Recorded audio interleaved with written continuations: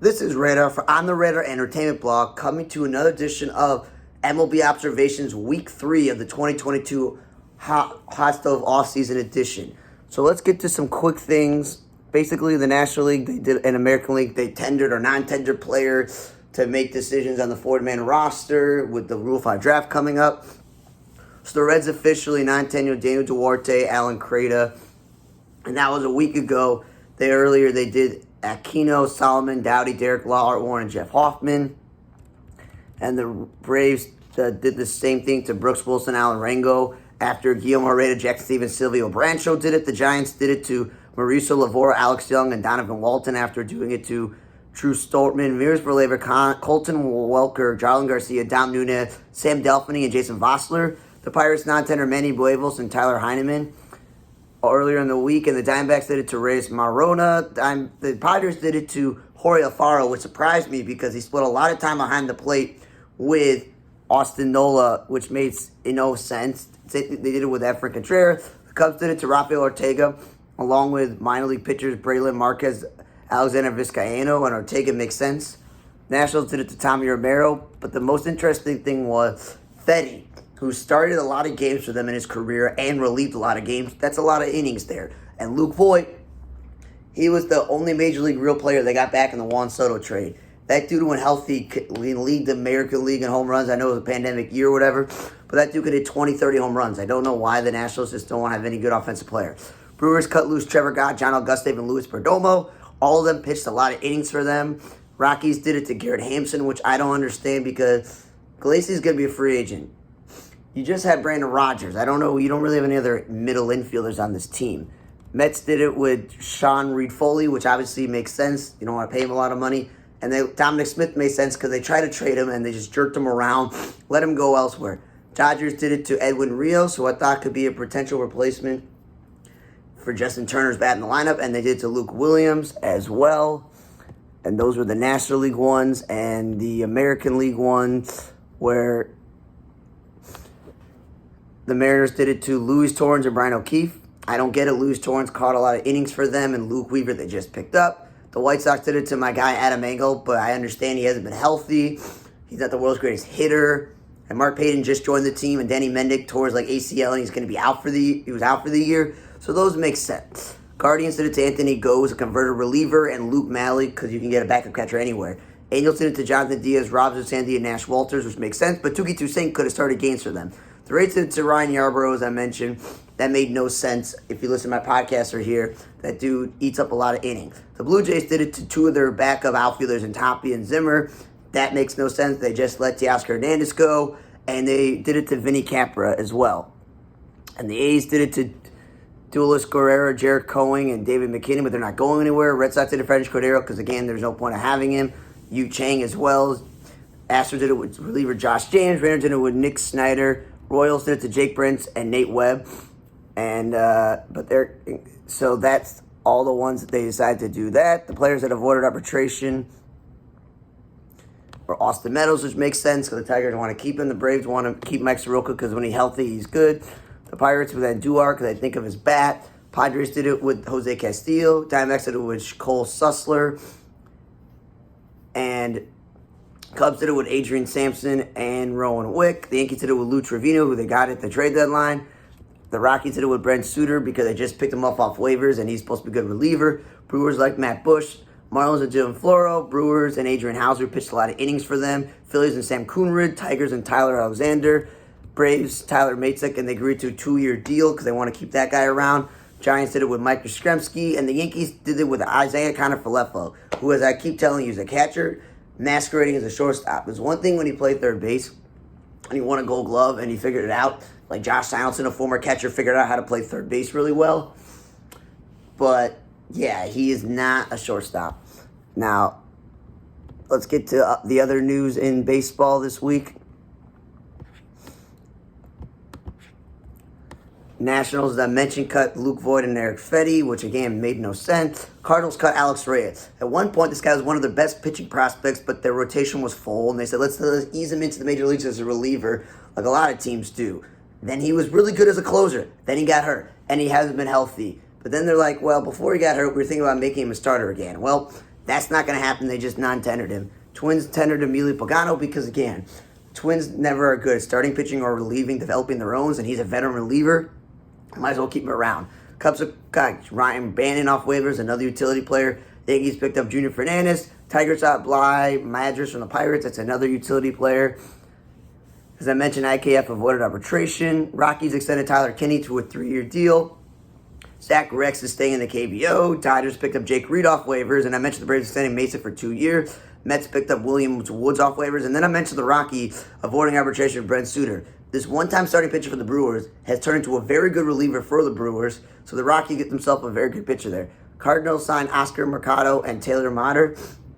Oscar Machado, the former Cleveland outfielder who's bounced around a bit, is a good offensive player but cannot hit. That just gives him organizational depth. And they bring back Taylor Motter, a super utility guy who actually originated with them. Sox plan on keeping Garrett Crochet in the bullpen. I understand that because you want to keep him healthy. But I would like to see him starting because he's got a live arm there. And then Jerome Beasley, Sheldon Noose are going to Japan. Sheldon Noose has potential, but the A's are not going anywhere, so they let him go. So Japan's a good spot for him. Red Sox outright Cale Hamilton. Reds signed Ben Lively to a minor deal. Nationals signed Eric Mejia. Pirates signed Nate Webb to a minor deal. Vinny Capra, who got non-tendered, re-signed with the Blue Jays. And the Pirates picked up Lewin Diaz. This is after Miguel Andujar towards the end of the season, and G-Man Choi. They're loading up on corner infielders who have potential offensively. Lewin Diaz was one of the Marlins' first basemen because they had Aguilar, and I mentioned they also had Cooper this year. So he never really got a full opportunity in Miami, and the Pirates are not going anywhere, and they don't really have a set first baseman. So that would give Lewin Diaz Diaz to get an actual opportunity every day. Astros signed Dixon Machado to a minor league deal.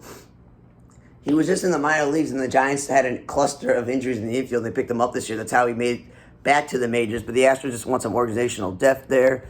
And then Pirates DFA Hoy Park. Well, the Red Sox picked him up. That replaces Yu Chang. The Red Sox get just another super utility guy on their team because obviously you can always have a good amount of utility players there. Tobias Myers on a minor deal with the Brewers. Charlie Barnes staying in the KBO. Angels have re-signed catcher Chad Wall to a minor league deal. That's organizational depth. Mets signed Denny Rodriguez to a minor league deal. Red Sox signed former New York Yankee and Mets reliever Joely Rodriguez. See if he can rebound. A's signed utility man Pablo Reyes because they know at some point the A's who are not trying are going to call this man up and he's going to play every position. Brewers signed Blake Perkins. Jonathan Hicks on a minor deal with the Phillies. That's good additional depth as a third-string catcher. Narisco Crooks on a minor deal with the Red Sox. Bo Sussler is going to the KBO. And then Twins have re-signed Elliot Soto to a minor league deal. Bryce Harper announced he's having Tommy John surgery. Now, the good thing there's a DH in the National League because if he can't throw guys out from the outfield and play the outfield, he can at least DH. You know, Shohei Ohtani went through a similar thing where they're like, he's not gonna pitch this year because of his throwing with the injuries he had, but he's just gonna hit. So I think that's something that Bryce Harper is lucky enough to be in the National League where there's a DH because it's not 10 years ago. Mike Maddox is officially after the Cardinals said goodbye to this guy as the pitching coach. He's now going to be the pitching coach in Texas. So Bruce Bochy first gets Will Venable to be the bench coach, and now he gets Mike Maddox just in terms of people he's signing. And former Royals GM Dayton Moore is now a senior advisor. So Chris Young is, building this team up. Hunter Renfroe got traded to the Angels for a couple players, including a guy named Junk, which just makes me laugh that there's a pitcher named Junk. And if I were a Brewers fan, I'd be upset. You're like, we won that Jackie Bradley Jr. trade, right? Because JBJ can't hit and the Red Sox cut him. Hunter Renfroe, when healthy, he's a 30 home run guy. He throws a lot of guys from the outfield, but he's now on the Angels. If the Angels are smart, they'll take Taylor Ward, who's a catcher, not an outfielder, put him in left field, okay? Let Hunter Renfroe play right field. Then you got an outfield there. Offensively, with Mike Trout in center, that's a good outfield. What it does is says, Joe Adell, we've given you like a couple months at a time to prove yourself. You've gotten hurt. We keep demoting you. They're never going to really give this guy a chance, and that's a little bit sad there. But again, Angels not really going anywhere. Albert Pujols and Justin Verlander have won comeback players of the year. That was a lock for Albert Pujols because he played enough games, and Verlander won the Cy Young, so that makes sense. Phillies have extended Dave Dombrowski through 2027, which makes sense. They just got to the World Series with some of the moves they made. Alex Cintron got a multi-year extension to continue working on the Astros staff. That's a good move. Nick Senzel, who's been injury plagued his whole career and playing everywhere, and he's one of my favorite players, had toe surgery, but they expect him to be back in time for spring training. White Sox have added Chris Johnson, who was in the AAA staff to the Major League staff. That guy had some good years here and there in the Major League, so I hope that helps out the White Sox with him as a coach. Yoenis Cespedes announced he's playing for Team Cuba, and for my whole life, when it came to World Baseball Classic and any baseball tournaments around the world, once you left communist Cuba and you stopped and you were no longer living there, they didn't want you to come back and play for the country because then they can imprison you and all this other stuff. So it's interesting that Yoenis Cespedes, one of the biggest players to leave Cuba in the history of baseball, obviously has never fully gone to where it's supposed to be. He's had some issues in his career, obviously with the Mets and stuff, most recently. But that's interesting that he's going to play for Team Cuba because he is really talented. The Mets acquired Eliezer Hernandez and Jeff Brigham from the Marlins in a trade. Those are just 2 extra relievers just to have around. Billy Beane, who's got all these other side projects with soccer and other businesses. There were rumors that could have to do with the Red Sox network and all these other things, that he would be not impartial with being the A's GM. So he's moving into just advisory role. And I have 2 suggestions. Maybe you just go do your other ventures, or maybe you become GM of another team and build them up and make them a playoff team. Like the A's kept making the playoffs all those years. Even if they didn't win anything, it was still pretty successful in that sort of way. We obviously don't know the whole story behind Moneyball. That'd be interesting. Or you do what Theo Epstein does. You work for baseball and you're trying to help improve baseball. As I mentioned, the Mets cut Dominic Smith. That I obviously understood. Dodgers cut Bellinger because he went from winning 1 MVP to just nearly beating out Christian Yelich another season for an MVP. He was a first baseman, but because of Adrian Gonzalez being on the roster and making all that money, they had him start learning to play left field. Then they called him up, and then Adrian Gonzalez got hurt, and you know the story. The Dodgers traded him in a salary dump, and then he never really played again except for the Mets briefly. End of career, unfortunately for him, because he had a pretty good career, and it didn't end the way it wanted. But Bellinger was playing the outfield, a lot of corner. Then they threw him in center field, and they just left him there because he was hitting so well. Some metrics say he's a good defensive player, but the eye test when watching every single highlight, he's not the greatest center fielder. You know, if you spend enough hours doing something like that Malcolm Gladwell book, Outlier, you're going to get good at something. So eventually, by playing him in center field all these innings, he's going to get competent enough to look good out there, and metrics will say, yeah, he looks good. But he got non-tendered because he hasn't hit in years, and they're batting him 9th. And if you're going to bat him 9th, I was like, stop playing him in center field. So I know a lot of teams are going to be like, ooh, let's get this guy. Maybe if he's healthy, he's not playing center field. Yeah, maybe if you sign him to be a right fielder or left fielder, he would actually be a good move. So that wasn't obviously something that I was like, yeah, I didn't see that coming. Twins acquire Kyle Farmer. Well, he's another IKF. He's a catcher that the Dodgers traded to the Reds in that trade a while ago, and he's bounced around from first base, third base, second base in the outfield, and shortstop. The Reds have tried Eugenio Suarez as shortstop, who was a natural-born shortstop, but it was a disaster. Ruined his career that year. He was horribly offensive as well at the plate. And Kyle Farmer then was one of the guys who took over. Then this year they demoted him from that position and DH'd him and played him a lot of third base and played some other guys. The Twins let Carlos Correa opt out of the deal. I'm going to say this now. Jorge Polanco should play shortstop so Luis Ariz can play second base every day. They just traded Gio Urshela. So maybe Kyle Farmer can step in and play third base and be respectable, or even play first base because the Twins don't have a first baseman either. That's where I'm getting at. And then the Reds themselves acquire Kevin Newman from the Pirates. I knew when O'Neal Cruz was up, he was going to lose his everyday shortstop, but there was a point in time where he was one of the best average hitters and had a lot of hits, and he was a good enough defensive shortstop, but I thought maybe the Pirates would play him at second base. That's not going to happen. The Reds now have a real shortstop, and maybe that will improve some of their team's defense. So that will be interesting. Ariel Girardo announced that he's going back to the KBO. And Candelario and Brian Anderson were cut. I don't understand the Brian Anderson thing. He's a trooper. He's a third baseman, and you've asked him to play the outfield. You've asked him to bat all over the lineup. And he's battled some injuries through playing in the outfield and all the other stuff. And he's one of your best position players, the Marlins. But they're like, yeah, we don't want to pay this guy, and he's gone through all this trouble. Hopefully some team will actually be smart and just play this man at third base, okay? Candelario makes sense because he was never a man with a position. He hasn't been healthy, and he's one of the league's worst hitters last year. Some of the statistics and stuff with him and Scope and other guys. So that makes it the Tigers don't need him anymore because they have a gluttony of infielders. So that makes a lot of sense. And Javi Guerra, the pitcher, was traded to the Brewers. That's just some pitching depth there.